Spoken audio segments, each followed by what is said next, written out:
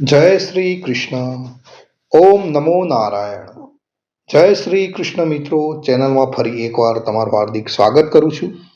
મિત્રો, નારાયણ કવચ અત્યંત પાવન અને શક્તિશાળી સ્તોત્ર છે, જે શ્રીમદ ભાગવત મહાપુરાણમાં છઠ્ઠા સ્કંદના 8મા અધ્યાયમાં આવેલું છે.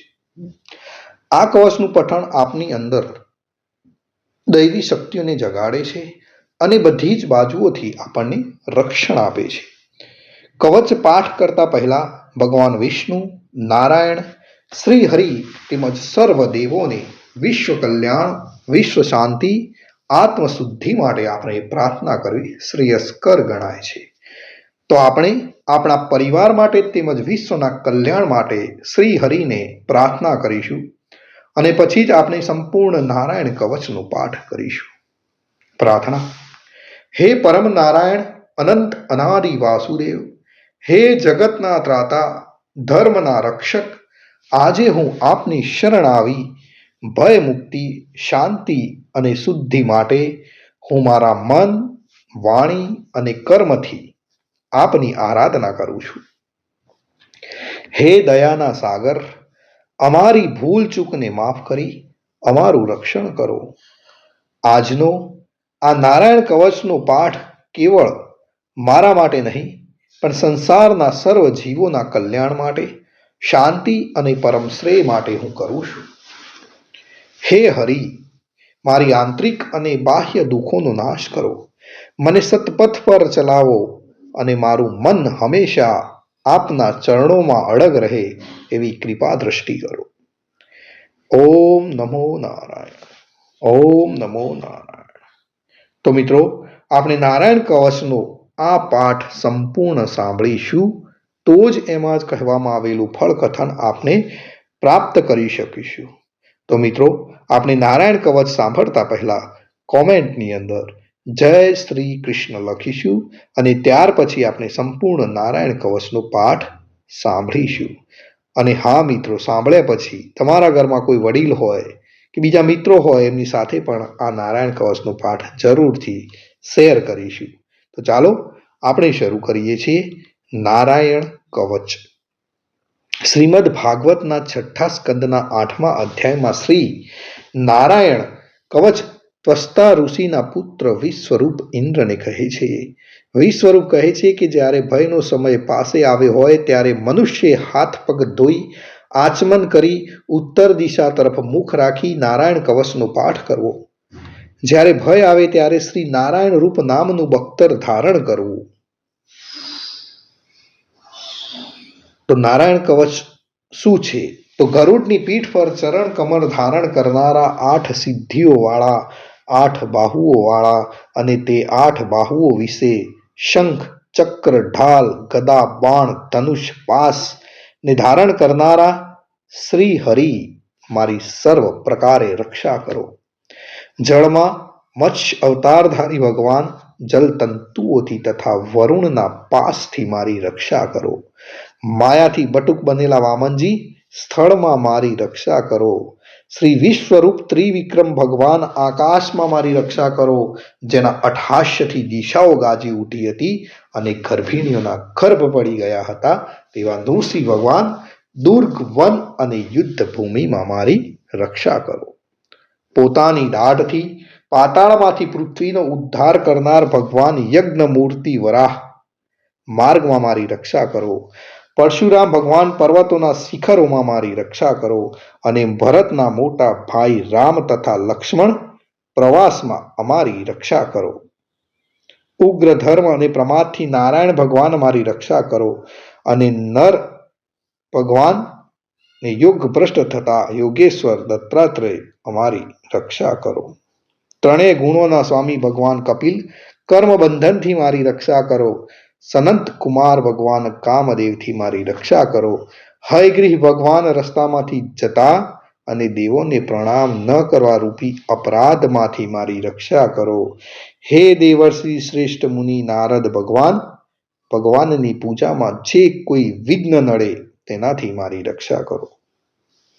અને કૂર્મ અવતાર શ્રી હરિ સર્વ પ્રકારના નરકમાંથી મારી રક્ષા કરો. અયોગ્ય ખોરાક થી ભગવાન ધન્વંતરી મારી રક્ષા કરો.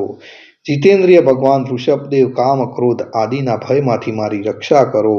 યજ્ઞ અવતારધારી ભગવાન લોક અપવાદથી મારી રક્ષા કરો. બલભદ્ર ભગવાન મનુષ્ય તરફથી થનારા ઉપદ્રવમાંથી મારી રક્ષા કરો. અને ક્રોધાવેશ સર્પ ગણોથી શેષ ભગવાન મારી રક્ષા કરો. ભગવાન વેદ વ્યાસ અજ્ઞાનથી મારી રક્ષા કરો. આ પાખંડીઓના ટોળામાં ભગવાન બુદ્ધ મારી રક્ષા કરો. અને ધર્મની રક્ષા કરવા માટે અવતાર લેનાર ભગવાન કલ્કી કાળના મૂળરૂપ એટલે કળિયુગથી મારી રક્ષા કરો. હે કેશવ ભગવાન પ્રભાતમાં ગદાથી મારી રક્ષા કરો. હે વેણુધર ભગવાન ગોવિંદ આ સંકટ કાળમાં મારી રક્ષા કરો. ઉદાત શક્તિ નારાયણ ભગવાન પ્રાહન કાળમાં મારી રક્ષા કરો. અને ચક્રધારી ભગવાન વિષ્ણુ મધ્યાહન કાળમાં મારી રક્ષા કરો. મધુ દૈત્યને મારનાર ઉગ્ર ધનુર્ધારી ભગવાન વિષ્ણુ ત્રીજા પહોરમાં મારી રક્ષા કરો. બ્રહ્મા વિષ્ણુ અને રુદ્ર એ ત્રણ મૂર્તિવાળા ભગવાન માધવ સાયંકાળમાં મારી રક્ષા કરો.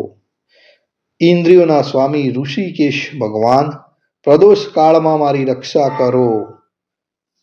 પદ્મનાભ ભગવાન કેવળ એક અર્ધ રાતથી પહેલાના કાળમાં મારી રક્ષા કરો.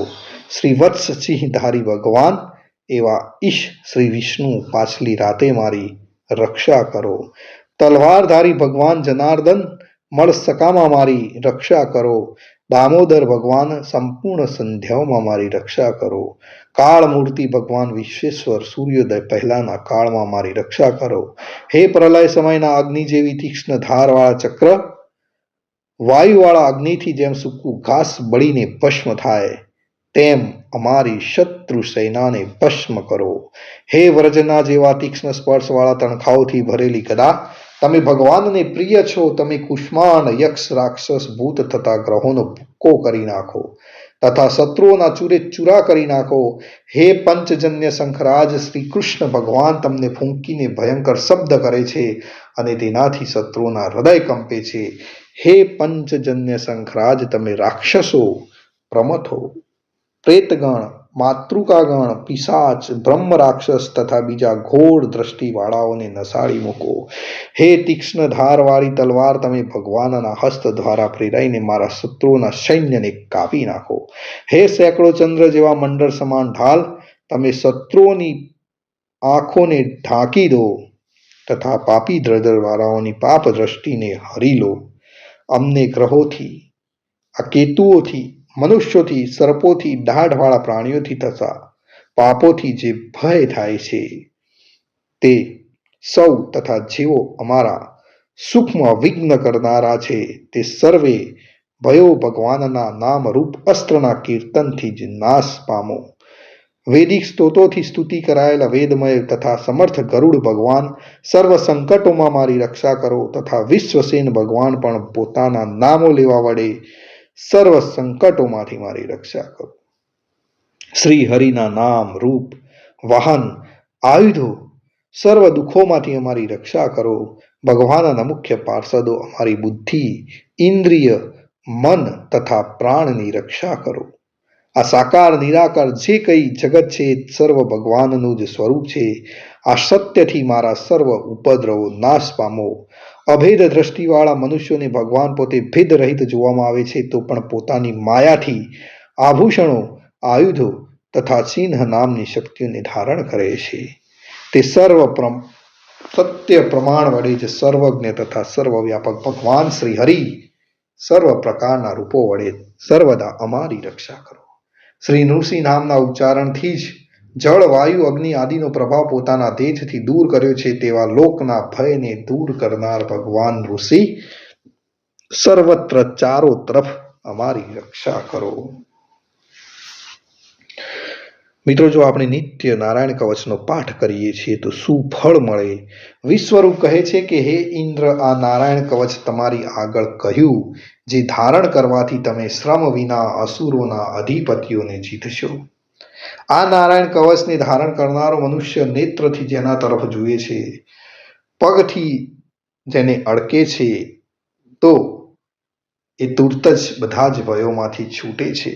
આ નારાયણ કવચ ભરનારને કોઈ દિવસ રાજાઓ તરફથી, ચોર તરફથી, ગ્રહો થકી, વ્યાઘ્ર આદિ તરફથી તથા બીજા કોઈ તરફથી કોઈ પણ પ્રકારનો ભય રહેતો નથી.